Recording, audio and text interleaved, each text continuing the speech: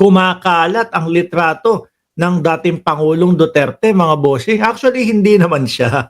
No, hindi siya mismo ito.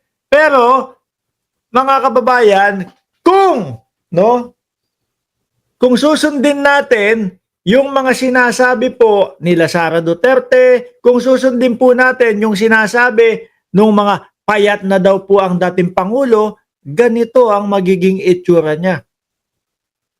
Di po ba? Kasi bago ho yan pumasok sa ICC, bago ho napunta sa ICC ang dating Pangulo, payatot na din ho eh. Mapayat na din po eh. Tapos tagilid yung paglalakad ho. Mga kababayan, ako may magsasabi na naman dito. Mocking an old man in ICC? Shame on you, sasabihin na naman yan. Karma, babalik sa iyo. Ganyan na naman sasabihin ng mga DDS, mga bossing. Nakalimutan ho yata. Ang minamak nito eh yung Panginoon. Mas masahol ho yun. Siguro yan yung karma ng dating Pangulong Duterte. Di po ba? So ganito na mga kababayan, kapayat ang dating Pangulong Duterte kung sakali. Ano po? Ganyan na din siguro ang itsura ng dating Pangulong Duterte kung sakali ho. Mga kababayan. Ako hindi ho ako naniniwala doon sa naratibo nila eh. Bakit ho, mga bossing? Kasi po, sabi ko nga sa inyo, kung kailan pa ba natanggalan ng stress ang dating Pangulo, saka pa papayat ng ganito. Kayo ho, mga bossing, pag gumiginhawa ang inyong buhay, pag naleles yung pagod ninyo, kapag kayong puro pahinga kayo, puro kain kayo, ano nangyayari sa inyo? Di ba tumataba kayo? Di ba Sir Almond Lee at Oliver Rowena Jason? Jason? Tumataba tayo. Mas gumaganda ang pangangatawan natin kasi nagiging hiyang, hydrated, at sagana sa pagkain at sagana sa pahinga.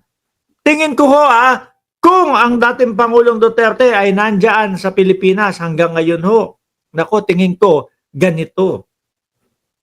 Ganito ang ending niya. Mukhang ito po yung butot balat na talaga, mga bossing. No?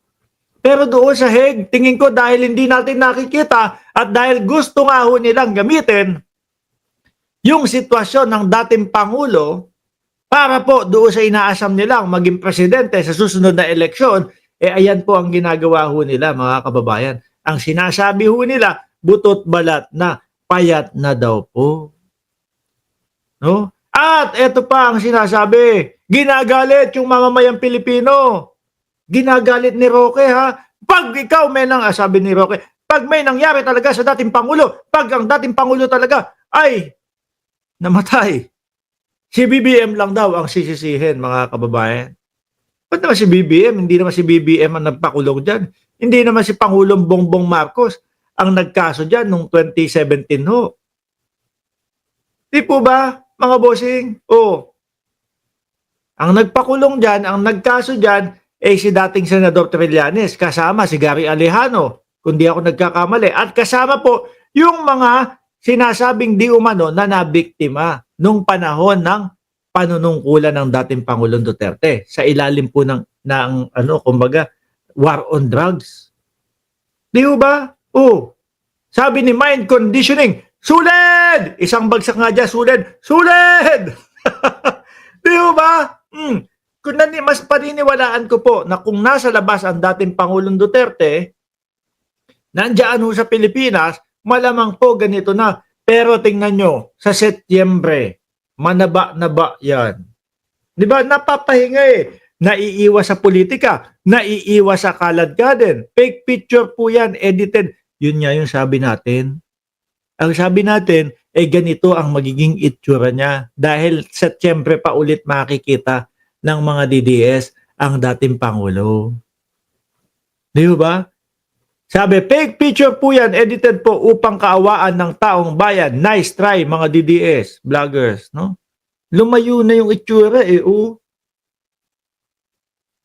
Di po ba? Pero sabi ko sa inyo, kung ako DDS, ang sasabihin ko sa inyo, mga kakapwa ko DDS, sabihin ko sa inyo, bakit hindi na lang natin hayaan ang dating Pangulong Duterte doon mismo sa Hague? Bakit? At least nakakapagpahinga talaga. Wala ngang bembang.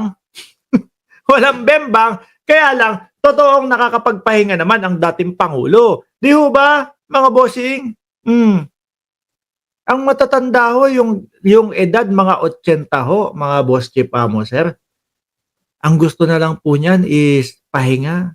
Ang gusto na lang po niyang mga yan, mga kababayan, is nakaupo, nanonood ng telebisyon.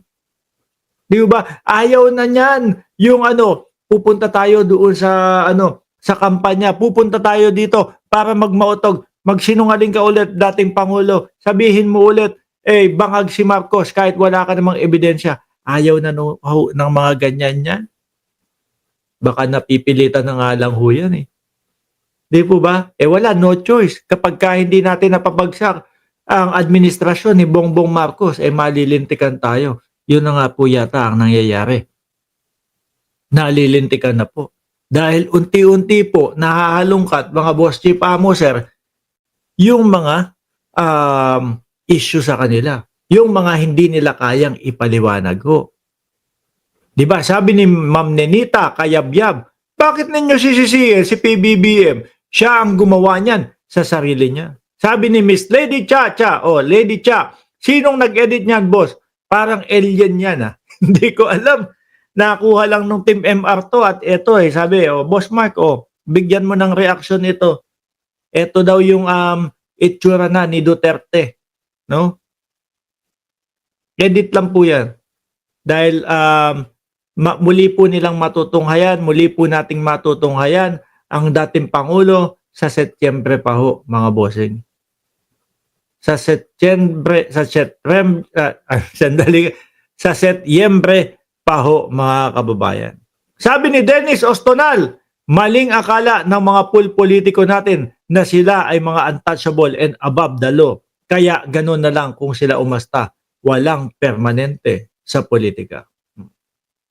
Sabi ni Milo Mill, AI lang yang picture na yan. Totoo.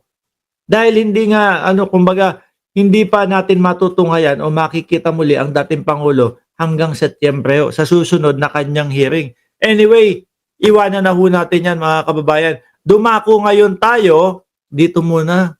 No? Ito, baka ganito ang gusto ni BP Sara. Ayaw ni BP Sara nung may mga kanyon-kanyon. Ayaw ni BP Sara nung may mga missile sa Pilipinas Ano? Binabatikos ng ating Vice Presidente kapag ka may missile sa Pilipinas, mga kababayan. Baka siguro ito mas magustuhan at mas ma-enjoy ng ating Vice Presidente, mga bossing. Ano po yan? More Chinese vessels spotted over West Philippine Sea in June.